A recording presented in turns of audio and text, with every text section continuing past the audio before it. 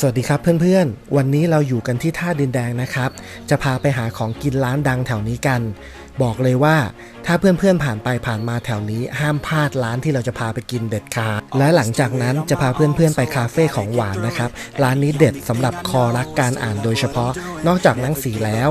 ในร้านยังมีมุมเก๋ๆให้เพื่อนๆถ่ายรูปได้อีกด้วยปิดท้ายด้วยการพาเพื่อนๆไปเดินเสพงานศิลป์ที่แหล่งเรียนรู้ศิลปะไทยจีนหรือหลง1919นั่นเองก่อนจะไปกันเพื่อนๆที่เข้ามาฝากกด Subscribe ให้ด้วยนะจ๊ะสวัสดีครับชื่อสุรชัยหมูเต๊ะท่าดินแดงนะครับขายมา20 กว่าแล้วครับขายก๋วยเตี๋ยวก่อนแล้วค่อยแยกไปเป็นหมูสเต๊ะครับพ่อแม่ของแฟนเขาขายหมูเต๊ะอยู่ชลบุรีก็พอเป็นบ้างครับอย่างแรกก็มาพัฒนาไปเรื่อยๆหมูเต๊ะผมมันใช้หมูคัดแล้วก็ถั่วงานี่ซื้ออย่างดิบมาคั่วเองแตงก็ใช้แตงคัดพริกก็ใช้พริกอย่างดีครับแบบวัตถุดิบอย่างดีทุกอย่างเลยครับน้ำจิ้มไม่หืนนะมันหอมดีรสชาติเข้มข้นแล้วมันอร่อยครับกลับถึงบ้านคือว่ามันจะไม่ค่อยร้อนเท่าไหร่รสชาติก็เหมือนเดิมครับร้านจะอยู่ทางซ้ายมือของถนนนะครับเข้าถนนท่าดินแดงมาจะเจอพี่ๆเขายืนปิ้งหมูกับเตาปิ้งยาว2 เมตรอยู่ริมถนนพอดีจุดสังเกตร้านจะอยู่ฝั่งตรงข้ามธนาคาร TTB พอดีนะครับหาไม่ยากใช่ครับหาไม่ยากเลี้ยวมาก็จะเจอพวกผมยืนปิ้งหมูอยู่แบบนี้ยืนตั้งแต่เช้าถึงเย็นเลยนะครับผ่านไปผ่านมาแวะกันได้นะครับยืนปิ้งตั้งแต่เช้าถึงเย็นเลยเหรอครับพี่ใช่ครับ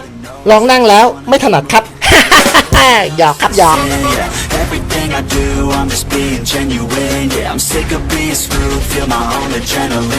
ร้านนี้ถือว่าสะดวกมากนะครับจะขับรถมาจอดริมร้านและสั่งกลับบ้านหรือจะนั่งทานที่ร้านก็ได้ครับที่จอดรถก็สามารถจอดได้ในตลาดเลยอยู่ติดกับร้านเดี๋ยววันนี้จะลองมาชิมกันดูซิว่าร้านตีหมูสะเต๊ะร้านนี้จะอร่อยขนาดไหนนะครับ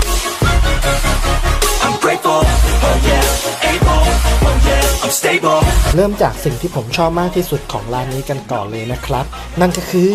ตับสะเต๊ะนั่นเองเพื่อนๆสังเกตตับเขาจะมีความจุยซี่มากครับไม่แข็งจนเกินไปบอกเลยว่าห้ามพลาดถัดมานะครับเรามาเริ่มกินหมูสะเต๊ะกันเลยดีกว่ามีทั้งแบบหมูล้วนและหมูติดมันนะครับสามารถถังทางร้านได้ว่าชอบทานแบบไหนส่วนผมติดมันสิครับรออะไรทานกับน้ำจิ้มหมูสเต๊ะของทางร้านอร่อยอย่าบอกใครเลยนะครับขอตัวไปทานก่อนรอติดตามว่าเราจะไปร้านไหนกันต่อนะครับ There's no way that you make it. And maybe you can fake it,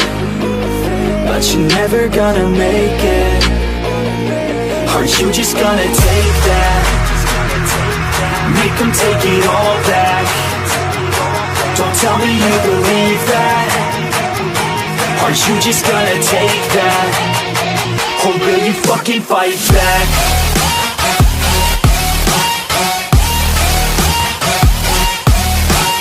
มาต่อกันร้านที่2ดีกว่าครับเพื่อนๆชื่อร้านว่าไลเบอรี่ตั้งอยู่ในโครงการเดอะจามแฟคทอรี่ตรงคลองสานนี่เองไม่ไกลจากร้านตีหมูสะเต๊ะนะครับจุดเด่นของร้านนี้จะตกแต่งด้วยสไตล์แฟคทอรี่อินดัสเทรียลผสมผสานระหว่างโครงไม้กระจกและสวนได้เป็นอย่างดีส่วนเครื่องดื่มจะสั่งเป็นเอสเปรสโซ่ไลเบอรี่นะครับและตามด้วยมินท์แบล็คทีแล้วกันส่วนเมนูแนะนำของทางร้านก็จะเป็นไลเบอรี่บัฟเฟิลนะครับจัดวางอยู่ในจานรูปทรงภูเขาไฟมากๆเรามาเริ่มเมนูวัฟเฟิลกันก่อนเลยดีกว่าครับปกติไม่ค่อยกินขนมนะครับแต่อันเนี้ยกัดเข้าไปคำแรกได้กลิ่นหอมมากได้กลิ่นใบเตยค่อนข้างชัดและตัวแป้งวัฟเฟิลนะครับจะมีความกรอบและนุ่มในตัวถือว่าลงตัวมากๆครับและยิ่งทานพร้อมกับเครื่องดื่มกาแฟหรือชาเย็นๆที่สั่งมานะครับถือว่าเข้ากันได้ดีเป็นอีกหนึ่งเมนูที่ไม่ควรพลาดเลยครับBut you're never gonna make it. Are you just gonna take that? Make them take it all back. Don't tell me you believe that. Are you just gonna take that? Or will you fucking fight back?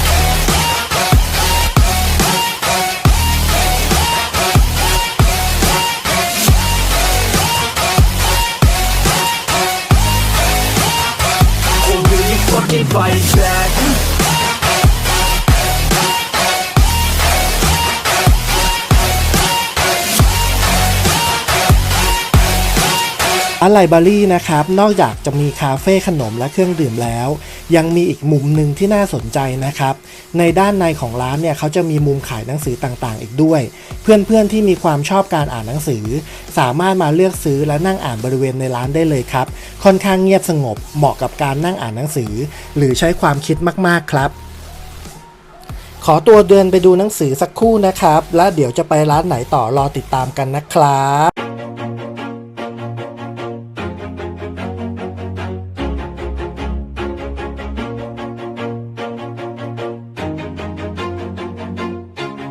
Always do it on my own, so I gotta get through it. And the only thing สถานที่เที่ยวที่สุดท้ายที่จะพาเพื่อนๆมาในวันนี้ตั้งอยู่ริมแม่น้ำเจ้าพระยาตรงกันข้ามกับตลาดน้อย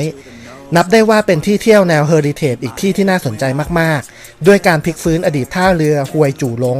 ท่าเรือกลไฟริมแม่น้ำเจ้าพระยาที่มีบทบาทสำคัญของสยามในสมัยรัชกาลที่ 4ให้กลับมามีชีวิตอีกครั้งและเป็นแหล่งท่องเที่ยวที่ทำให้คนรุ่นใหม่ได้เข้าใจถึงเรื่องราวประวัติศาสตร์ไทยจีนอีกด้วยครับ spread and I had so many dreams. Then you hit your teens, life ain't really what it seems. Try to find out what it means. Always do it on my own, so I gotta get through it. And the only thing I know is to love what I'm doing. Never give up, never slow till I finally prove it. Never listen to the no's, I just wanna keep moving. Yeah, I put out all this art, it's my only medicine. Yeah, everything I do, I'm just being genuine. Yeah, I'm sick of being screwed, feel my own adrenaline. Yeah, I do just what I do, and I hope you let me in, yeah.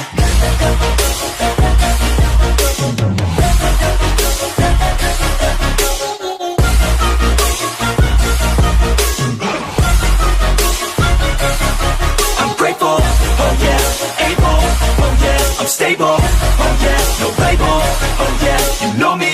I have only a path, I'm lonely, but damn, I'm going to win. I want no fake love, I want the real stuff. Everybody listen up, cause I'll only say it once. I'm gonna show you all the path. If you want it bad, I'm gonna show you where it's at. Yeah, how you can get it back. Yeah, cause I ain't never done, I'll be number one. Working hella hard until I get just what I want. Yeah, rises like the sun, yeah, fatal like a gun. Shooters gonna shoot and I'm gonna shoot until I won. Yeah. Always do it on my own, so I gotta get through it. And the only thing I know is to love what I'm doing. Never give up, never slow till I finally prove it. Never listen to the no's, I just wanna keep moving. Yeah, I put out all this art, it's my only medicine. Yeah, everything I do, I'm just being genuine. Yeah, I'm sick of being screwed, feel my own adrenaline. Yeah, I do just what I do, and I hope you ภายในโรง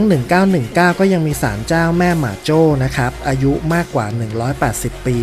สิ่งศักดิ์สิทธิ์และศูนย์รวมใจของชาวจีนในแผ่นดินไทยครับถือว่าเป็นสถานที่ที่แสดงงานศิลปะและวัฒนธรรมได้อย่างลงตัวมากๆครับสำหรับเพื่อนๆท่านไหนพาไปเที่ยวที่ไหนสามารถคอมเมนต์มาได้ที่ด้านล่างเลยนะครับส่วนวันนี้ฟุตเทจขอตัวลาไปก่อนแล้วพบกันใหม่ EP หน้าฝากกด Subscribe ให้ช่องด้วยนะครับวันนี้ไปก่อนครับบ๊ายบาย Girl, you got me shook from the way your body looks. Got me riding hooks, got me feeling like a rook. I don't do it by the book, but for you I'll take a look. Don't know what your mama took, sweet and spicy like a cook, yeah. I'll keep it real, let's make a deal. Buy you a meal if you just let me feel. Get out your heels, grab on the wheel. Back to my place at the top of the hill. Don't have regrets, I know what's next. She need a fresh, I'll be back in a sec. Look at them legs, don't make me beg. Back to the room, let me show you my bed.